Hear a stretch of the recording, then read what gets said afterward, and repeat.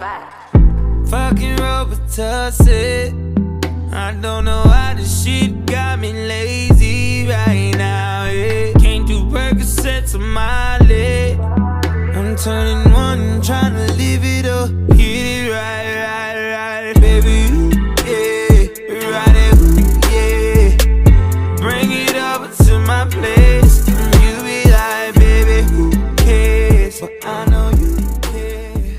Well, hello guys, welcome back to my channel. Today we are in Karaköy right now and we're gonna taste 3 street foods of Karaköy. And right now we are in Galata Port. There's a really good seaside view like that. And let's go. Fucking Robitussin. I don't know why this shit got me lazy right now. Yeah. Can't do Percocets on my leg. I'm turning one, trying to live it up, get it right, baby. Hem daha iyi bak, hem yaparken sen çekersin. Yok, bir tane yapıyorum, onu yaparken çekiyorum.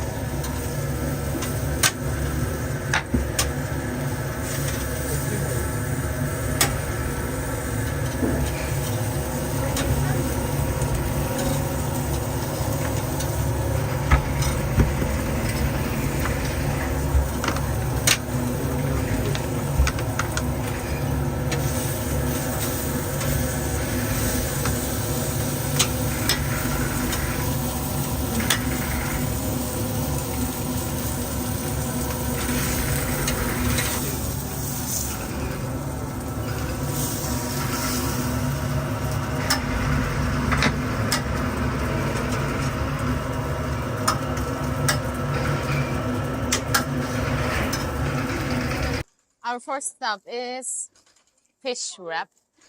It is really famous in Karaköy and I have never seen some kind of wrap like this in Istanbul. Oh,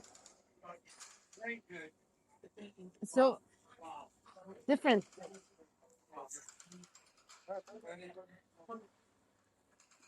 Let's taste. Ah.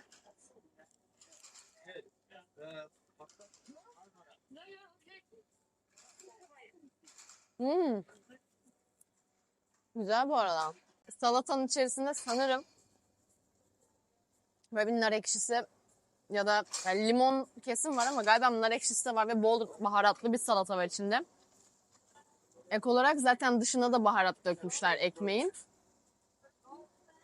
Balık da normalde aşırı aramın olduğu bir şey değil ama balık da böyle sulu sulu ve kötü bir hissiyatı yok. Çok güzelmiş. Valla beğendim bu arada. This is like 120 Turkish liras. It costs like $4. It's not like so cheap thing because I couldn't get full with just this portion, but it's delicious.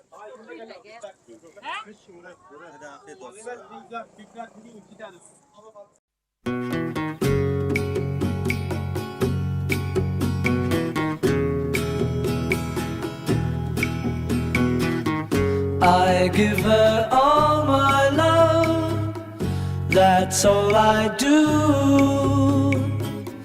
And if you saw my love, you'd love her too. Ses Gurme'ye geldik. Ben büyük bir çiğ köfte hayranıyım. Çiğ köfte fanıyım. Her gün yiyebilirim. Hiç fark etmez. Burada da özel olarak etli çiğ köfte de yapıyorlar. Yani birçok çeşit var ama eti de gözlerinizin önünde döverek yapıyorlar. Şimdi deneyeceğiz. Merak ediyorum. Hadi bakalım. I will continue in Turkish so you can read the subtitles down below. Şu anda O Ses çiğ köftelerinin sahibi Osman Yaşar da burada. Kendisi çalışıyor resmen. Adam arkada et dövüyor.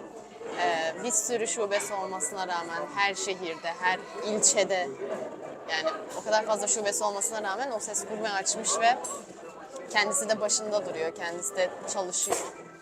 Şu an hatta et dövüyor kendisi. Biz de bir etli bir de etsiz çiğ köfte söyledik. Dürüm ve normal dilim şeklinde. Ben çok merak ediyorum ve hani Zannediyordum ki et dövme olayı sadece hani şov için ama değilmiş. Gördük yani gözlerimizde. Dövdüğü eti aldı, çiğ köftenin içine koydu ve yoğurdular. Bakalım, merak ediyorum.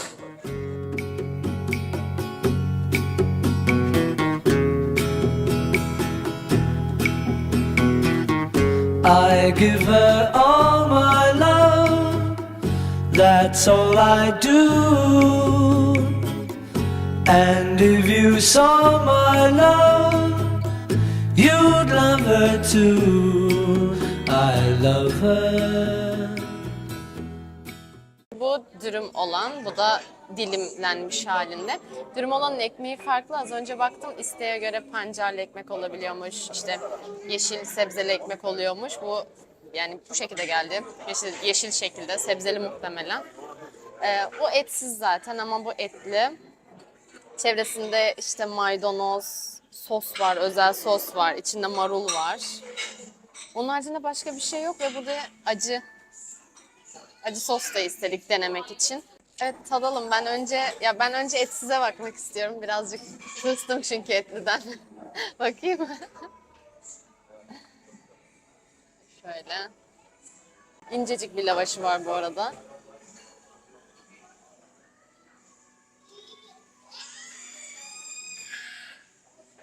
Oo.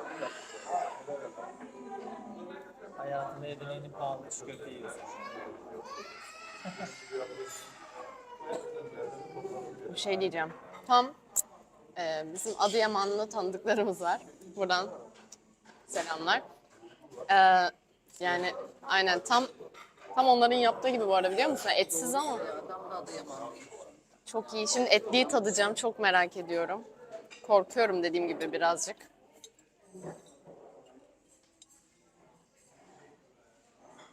İçinde çiğ et var bunun içinde. Yani çiğ eti dövdüler gördüğünüz gibi ve bulgurun, salçanın işte bulgurla, salçayla, baharatlarla karıştırdılar.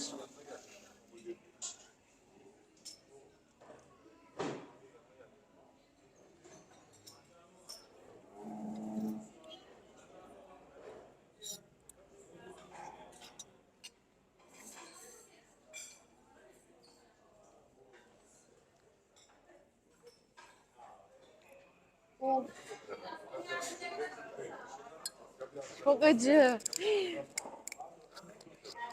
Aman Allah'ım.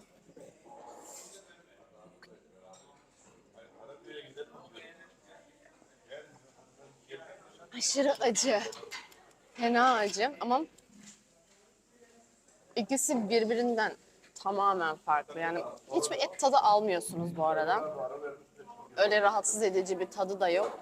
Sadece doku olarak biraz daha böyle yapışık birbirine. Doku olarak ama tamamen. Tadı çok güzel. Benim için biraz fazla acı ama yine de yiyeceğim. Fiyatlarına gelirsek 170 lira Türk parasıyla yaklaşık yine 5 dolara tekabül ediyor. 230 lira. 230 lira kaç dolar? O da o kadar işte. Yaklaşık 9-10 dolar. Hani 230 lira da 8-9 dolara tekabül ediyor. Biz şimdi bunları gömelim. Sonra devam edelim. Öyle değil ama. Ama güzel.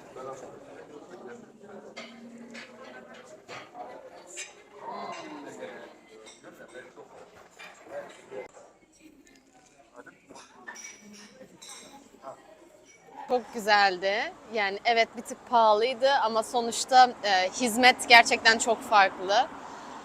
Tatları çok güzeldi. Etli olan dediğim gibi farklıydı ama yine de kesinlikle bir kere de olsa gelin ve deneyin. Belki normalden çok çok çok daha seveceksiniz. Ben sevdim. Şimdi diğer durağa gidiyoruz. Bak, bir Japon tatlısı ya, nasıl bilmez. Mochi. Evet. Eğer gerçekten orijinali ise çok merak ettiğim bir şey. Yani orijinali midir bilmiyorum. Evde bunları şey yapıyorsun. Ne kadarmış bu? 200. Getir 50 lira yap benimkileri sat. Bardağını 50. Teşekkür ederim. İçi dondurmalı bir şey, dışında hamuru ve... Hayır, siz de yersiniz diye bekliyorum. Hadi kalk bakayım.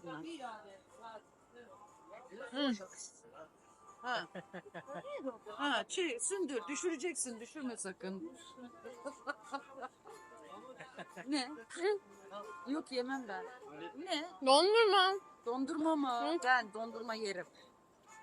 Ben. Dışı hamur. Muhtemelen nişastadan yapılan bir hamur. Emin değilim. Nişastadan mı yapılıyor? Dışı hamur ve içi dondurma. Ama güzel yani. Farklı. Tamam, yiyecek misiniz? Yemeyeceğiz. Öde. Tamam. Nerede? Ben de mi yiyorum? Sen de sana verdim ben. Şeyi. 75 lira. Kaç dolar? 75 dolar yani yaklaşık 2,5 pardon 75 lira dolar değil. 75 Türk lirası yaklaşık 2,5 dolar.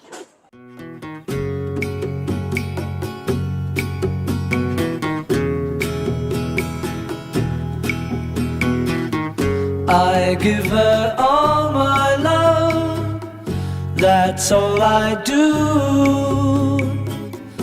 And if you saw my love, you'd love her too. I love her. She gives me everything, and tenderly the kiss my lover brings, she brings to me, and I love her. Kendi tatlını kendin yarat gibi bir konsept var ve kendi pasta tabanını seçiyorsun. Kruvasan olabilir, kek, brownie gibi şeyler de var.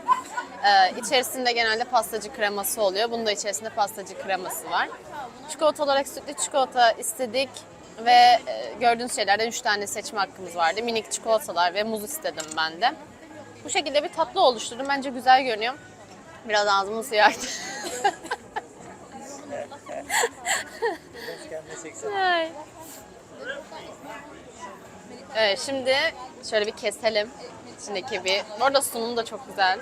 Fark ettiniz mi bilmiyorum. Böyle. Bir bakalım. Nasıl keseyim? Şöyle kesiyorum.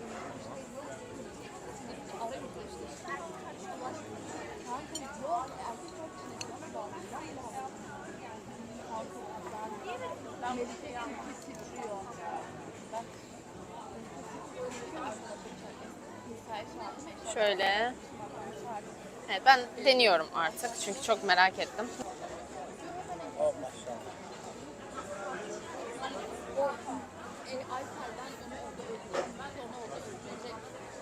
Telefon çalıyor.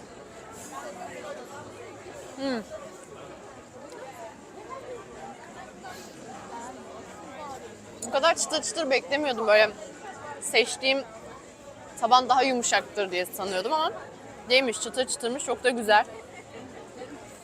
Çikolatası birazcık bana az geldi. Biraz az çikolata koydular bence.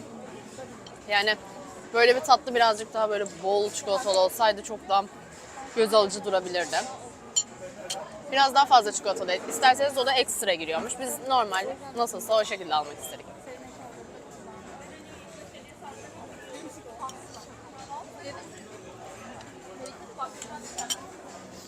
Şimdi Coffee and Chocolate yazıyor burada. Factory Karaköy Coffee and Chocolate. Burası bir çikolatacıysa gerçekten çikolatası daha bol olmalıydı bence. Hele ki fiyatı 195 lira. Tadı gerçekten güzel bu arada. Ama 195 lira fiyatı. O yüzden dediğim gibi biraz daha çikolata fazla beklerdim. Yine de çok lezzetli. Canım çeker mi? Evet, canım çeker. Çünkü lezzetli, yapacak bir şey yok.